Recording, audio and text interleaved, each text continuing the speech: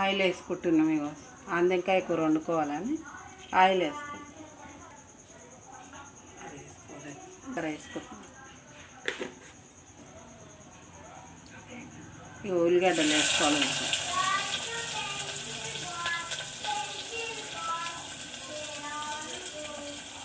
కాయలు పచ్చిమిరపకాయలు,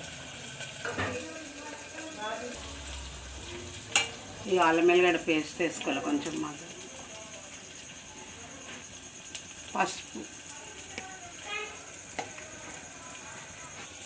కట్ చేసుకున్నాము. ఇక ఆందెంకాయలు వేసుకున్నాం. ఆందెంకాయ కూర చేసుకున్నాం.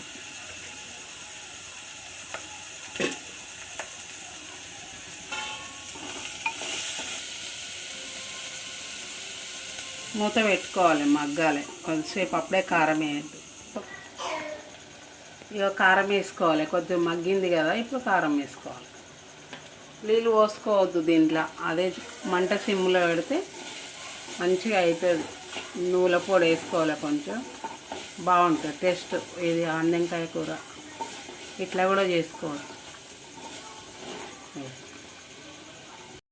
కూడా వేసుకుంటున్నాం, బాగుంటుంది టేస్ట్. అయింది, దించుకుంటున్నాం.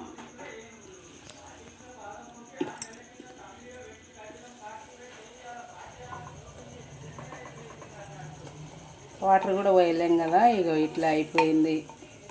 మీకు వీడియో నచ్చితే సబ్స్క్రైబ్ చేయండి, లైక్ చేయండి, షేర్ చేసుకోండి. మేడం ఇట్లా అయిందా, ఇంకా బాగా అవుతుంది. పచ్చికారం వేయలేను నేను, ఎన్నెకారం. ఒకరికి నచ్చుతుంది అట్లా, ఒకరికి నచ్చది. మీకు వీడియో నచ్చితే లైక్ చేయండి, షేర్ చేయండి, సబ్స్క్రైబ్ చేసుకోండి.